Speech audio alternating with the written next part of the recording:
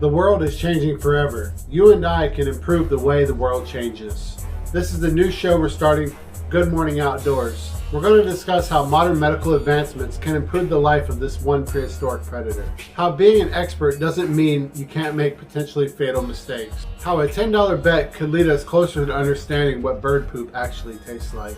Parrots, ginkgos, coyotes, and Tasmanian tigers, and the eerie similarities between them. Plus tons more of great content, so you already know what to do. Cultivate that like button, be sure you subscribe to this channel, and let's get started. Cincinnati Zoo, Komodo dragon Hoodoo, who recently got his eyesight restored, celebrates his 18th birthday. And this article goes on to say that Hoodoo is the grandson of Naga, one of a pair of Komodo dragons that came to Cincinnati Zoo as a gift from President Suharto of Indonesia to the U.S. President George W. Bush in the 1990s. They noticed cloudiness in his left eye. Less than 2 weeks later, his right eye also became cloudy. Cincinnati Zoo reptile keeper said in a statement. After the doctor performed the surgery, he said, "I loved restoring and preserving the gift of sight for all my patients and was excited to partner with the Cincinnati Zoo to share my expertise and passion." It says also that Hoodoo was the most unique animal to whom I performed cataract surgery. We had a great team from the Cincinnati Zoo consisting of zookeepers and Dr. Greg Levins and his veterinarian team. An article in the Hindustan Times says a reptile expert narrowly escapes being bitten by a cobra snake while trying to capture the animal. Let's take a look at that right here.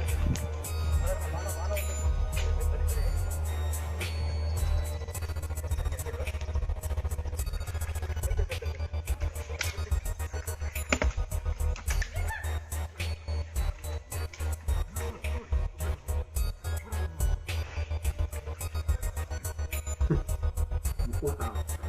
I mean, it just goes to show you, even being an expert does not mean that you're exempt and don't need to be 100% cautious when dealing with some of these very potentially deadly wildlife animals. Let's go ahead and move on. How a $10 bet leads us to understanding what bird poop actually tastes like. I'm not gonna swallow it, but I'm gonna lick it. I'm just giving him the 10. Yeah. Alright guys, check it out. Oh shit. I wonder how it tastes. It's gonna taste like shit. Huck, watch the shit. It's literally Alright, this is what you want, right? Yeah, that's what I want. This is what I want. What are you gonna do with it? Does it taste like bird shit? He's gonna throw up. What did I do? While the participant It's not as bad as it looks. It's salty. While the participant denied an opportunity to explain to us personally what the bird poop tastes like, he said it was salty, creamy, and he can't believe it's not butter. The very real threat our wildlife faces is nothing to take lightly for certain. Parrots are facing extinction and only policymakers can save them. This goes on to talk about basically habitat loss. Parrots may not be very long for this world. And it's on us. New research finds that parrot species around the world are threatened with extinction due to widespread habitat destruction. Current protected areas can't mitigate these losses. Pressures from human activity is putting parrot species at risk of extinction all around the world. As such, the future of these birds is firmly in the hands of policymakers in Australia and other areas where parrots are endemic. Agriculture and logging are the biggest culprits that the team identified, but other events such as the Australian wildfires of last year also are contributing to this problem. So we did do a little fundraiser last year. I think we raised like $200. Anybody who contributed in that fundraiser, I really want to throw a thank you out there, and my heart goes out to you, and your heart is so big for being willing to share your resources or your money with these people over in Australia. And they do great work over there. They have some of the finest wildlife people there are. Ginko trees. It says, Ginko trees were going extinct on their own. Then humans saved these living fossils, and now they're everywhere. So this just goes on to talk about lining the streets of many American city suburbs are living fossils, which are unlike the stories of man's interaction with nature, involving nature as the destroyer and mankind the savior. So basically saying that in this situation, unlike most situations, we've actually managed to bring a species that was going extinct naturally back to its former glory of being very widespread and prolific. Living fossils. Some of the oldest delineants of hardwood trees, ginko trees are. Very interesting, encouraging story.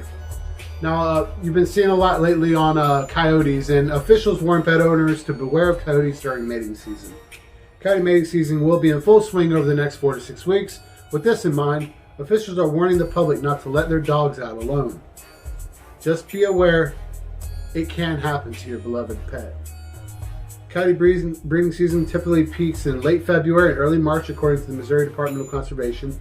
Although the peak of the season is still some time away, the sheriff's officials say they decided to make their own warnings now after receiving several calls about an uptick in coyotes howling and being around the area.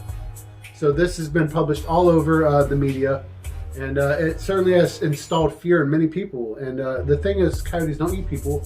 They're totally scared of people. I just want to clear that up. But this article also says that male coyotes can become more aggressive during this time of year.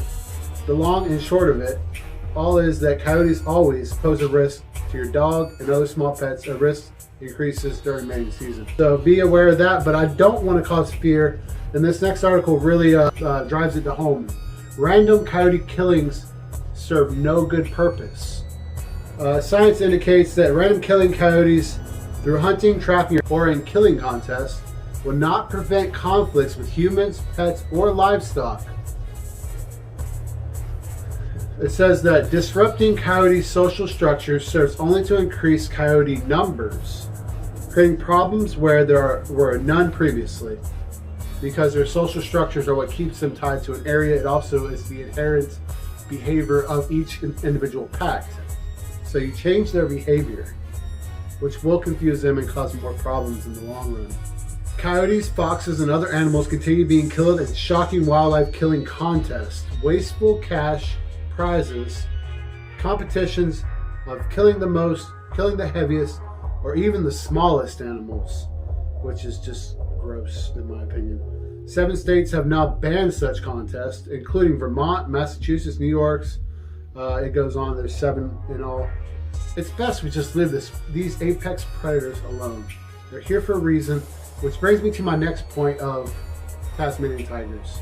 And if you Google Tasmanian tigers, as early as the 1830s, bounty systems for the thylacine had been established, with farm owners pooling money to pay for the skins. In 1888, the Tasmanian government also introduced a bounty of £1 per full-grown adult and 10 shillings per juvenile animal that was destroyed.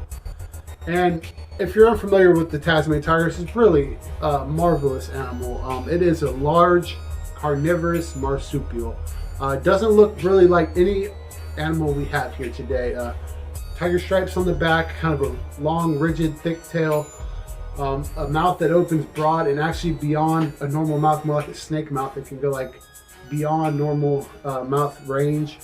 And they're not like the dingoes that were introduced to Australia. They have a longer gestation period and it takes longer time for them to rear their young. And the dingoes did get prolific in Australia, and eventually between the bounties and the dingoes and human encroachment, maybe a lack of prey, now it is considered extinct. And it's truly sad, and it's something my heart goes out for, and I hope and pray that one day we will find a surviving small population of thylacines so we can do what we did for the ginkgo trees and restore them, and do what we need to do for the parrots and prevent what people are doing to our beloved coyotes. Yes, they're prolific, but they serve their purpose. Now, my final topic today is going to be big carbon gains from restoring forests. The Subas study shows degraded does not mean lost, which is important. We're learning more and more about what's happening in the world's tropical forests, and the news usually isn't good. Just this week, Cosmos reported a study showing that tropical soils were more sensitive to global warming than previously thought, and we recently learned that the tropical plants close to the equator are the most at risk from climate change, and that tropical animal species are 6 times more sensitive to forests being broken up than there are for temperate species. And that goes right down to what we talked about with the parrots and how it's up to us. And they're saying now that it's not up to us, it's up to policymakers. And you already know, like we talked about in our last video, that policymakers only manage people and money. And this doesn't fit that category. So it still is up to us. We have some really incredible technology that allowed us to distribute ourselves across the globe, and now at this point in this day and age, move at the speed of light that no species ever attained in the past. And we need to use our power for good. We need to use the ability for us to get the word out there so we can preserve what remains of our wild ecosystems and restore the ones that have been damaged, so that way we can continue and share with our loved ones and the future generations and future animals and plants of this world for much longer than we could ever have imagined. That is gonna wrap it up for today's video. You already know what to do. Cultivate that like button. Let's get this video up there so it can get shared around the world and people can get our message, because you're on our team and I appreciate you for being here. Peace.